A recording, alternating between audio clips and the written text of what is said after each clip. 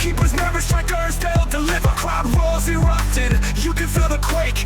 80,000 voices. The football fans, this is Ukomani Football Channel. I've got lots of topics to discuss today. First off, Manchester City getting absolutely washed by Al Hilal.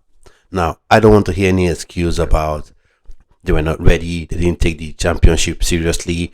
When they smashed Juventus 5-2, everyone say, yeah, quintessential Man City, going back to the Manchester City, of the early days. When I say early days, I mean, those early days when Pep Guardiola had just took over Manchester City. But now they get smashed, they get spanked, thoroughly, matched man for man, and get kicked out of the World Club Cup or Club World Cup. We're hearing excuses about they didn't take it seriously. So European club sides, stop taking other teams for granted. This has been the rhetoric. When an European side beats maybe an American side, South American side, or beats an African side, people go on to say there are levels to this. This is the level. So, the European clubs are so well and above other clubs, in the world. Well, that might be correct in some instances. But each time they lose, we didn't take it seriously. Man City didn't take it seriously. When Real Madrid drew against Al Hilal, some people say, it was like a preseason for Real Madrid. They didn't quite take it seriously. That's why they drew. I don't want to hear that. Al Hilal matched Man City man for man, played very well, and got a deserved win, in my opinion, despite the fact that Manchester City got the first goal. Ended 4-3 in favor of the Saudi Pro League club. So, one that I want to say about it before I move on to the next topic is this. If you want to make your pro league, make your professional football league good, make it competitive, it is your responsibility. And this is a message directly to the Nigerian Premier Football League, the League Management Company, the Nigerian Football Federation. No one else will make your team competitive. First off, the NPFL didn't have a team, in the Club World Cup to begin with. Now talk about getting past the group stage, getting to knockout rounds, or getting to quarterfinals or anything like that. So that's something you have to look at. That's something the Nigerian Football Federation would have to look at. The NPFL, you have to look at improving your league. And teams going into this tournament just for participating in all three group games, you get £6 million. Yeah, £6 million, if I'm not mistaken, or $6 million, whichever it is. That's a lot of money, that you could have used to develop your team, training ground, sign players, and then can you imagine winning this tournament? £196 million to be won. Can you imagine that? But that's not going to happen for any Nigerian professional side. So that's it. So for the Saudi Pro League, when you are putting your league together, everyone making fun of their league, calling it retirement home for football players with no more ambition. Who's laughing now? I know who's certainly not laughing now. That is Pep Guardiola and the Manchester City players and indeed the Manchester City fans. So what do you make of this result? What do you make of what Al Hilal did against Man City? Let me know in the comment section there. Pep Guardiola getting really, really peppered. I just had to put that in there. So let's go to the next topic. So Tolu Arokodare, Nigerian Super Eagles star for Genk as well. Scored tons of goals for the Belgian club this season. There have been reports linking him to move to Manchester United, linking him to Fulham. For me, I still think the best move for him should be to Dortmund. Because I think they'll play more to his strengths. And that's the thing about German clubs. When they spend money, they make sure, that they utilize that player to the maximum of his potential. But many clubs in the Premier League, because there's so much money, you could sign, like look at what Chelsea are doing, with so much money, they could sign 3, 4, 5 players and not really committed to either one of them. So I think it will be best for him to go to Dortmund or maybe even Frankfurt, because if he goes to Frankfurt, for sure, he will definitely get a super big, a mega move, in my opinion, because Frankfurt, they're a team that they play to defend their strikers. They somehow get their strikers to hit double figures, every season. You saw with Hilal, he got a big move to West Ham after scoring 20 plus goals for them.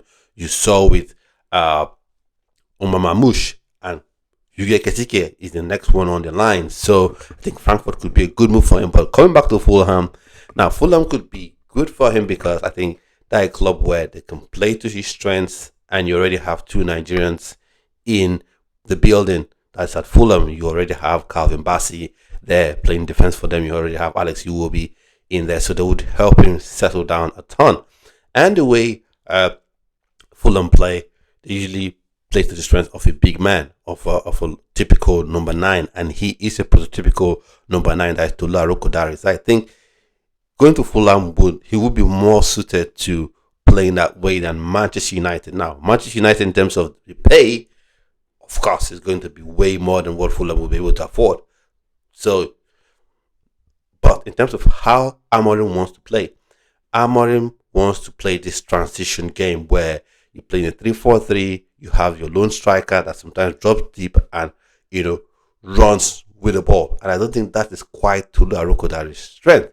While he's not a slouch, I don't think that in transition running like Gyökeres used to do for Amorim at Sporting Lisbon is quite Tolu Arokodare's strength. I think he's more of a target man, he's more of a box striker. Now he can be athletic when he needs to be, he can be mobile when he needs to be, but he is not super pacey in my opinion. So I don't think that Manchester United style would suit him, except you always have this caveat. Ruben Amorim sees him in a different light and will want to play him, slightly differently, or want to adapt rather his team or his style to suit Tolu Arokodare. I know some Nigerian fans especially, would come to say, "Oh, go to Manchester United. Yeah, that's a big club." But you want to go to a club and play. You don't want to go to a big club and then 2 seconds later you're sat on the bench with a seatbelt. So that's my take on it. Let me know your thoughts and opinions on this. And then, of course, we've had news about Wilfred Ndidi. Wilfred Ndidi has been linked to move to Betis, linked to move to Manchester United, incidentally, as well. And more recent times, he's been linked to move to Italy. They talked about him going to Juventus. Now, for me, I think Italy in general, so whether it's Juventus or AC Milan, I think that would, or Napoli even, I think that would suit his style better. I'll give my reasons behind that statement. Now, Italy is a more tactical league. Coaches are more flexible tactically. In the Premier League, I'll say 9 out of 10 teams, or should I say more 19 out of 20 teams, to be more accurate, play the same sort of style of football with slight variations here and there. But in Italy, they're more flexible, and same thing I said about the Bundesliga, don't have that much money. So due to that fact, they tend to be more frugal in their spending and treat their playing assets a lot differently. By that I mean they tend to make sure they use that player to the best of his ability because they don't have that much money to splurge in the market again. In the Premier League, you can sign a player for £100 million this summer window, and then by the time you get into maybe January, you're ready to spend another £100 million on another player. The fans will want it, sometimes the coaches will demand it, and the board will be willing to spend that money. But in the Italian Serie A, it's a bit different because they don't really spend money crazily in that fashion. So I think it would be more suitable for him to go to Juventus or an AC Milan, and especially if you're having you got Tudor there, you have or it goes to AC Milan where you have, I think there's talk about Max Allegri becoming the new head coach. So that means emphasis will be placed on being heavily defensive, and then you have your Wilfred Ndidi that can sit in front of the back four and protect the back four. And like I said, some people have been critical of me saying this, but it's true. He's not super athletic anymore. I think if you want him to be that box-to-box threat that you would require in a Manchester United version of a 3-4-3, he would struggle. But if you require him to be that 4 or 6 in some areas, to sit in front of the back four and prevent and protect the back four, I think he can still do a superb job there. So I want to know your opinions on these various pieces of news items, you want to call it, reports, what do you think about it, and just also to say, Ebenezer Casemiro, I think, has signed a deal extension with Inter Milan. Congratulations to him. Let's see what happens. They too have gotten kicked out of the Club World Cup, courtesy Fluminense to win by the Brazilian side. So let's see if he indeed gets to play for them or he goes out on yet another loan. So if he's going out on loan, hopefully he goes to a Serie A club on loan as opposed to going to a Serie B club.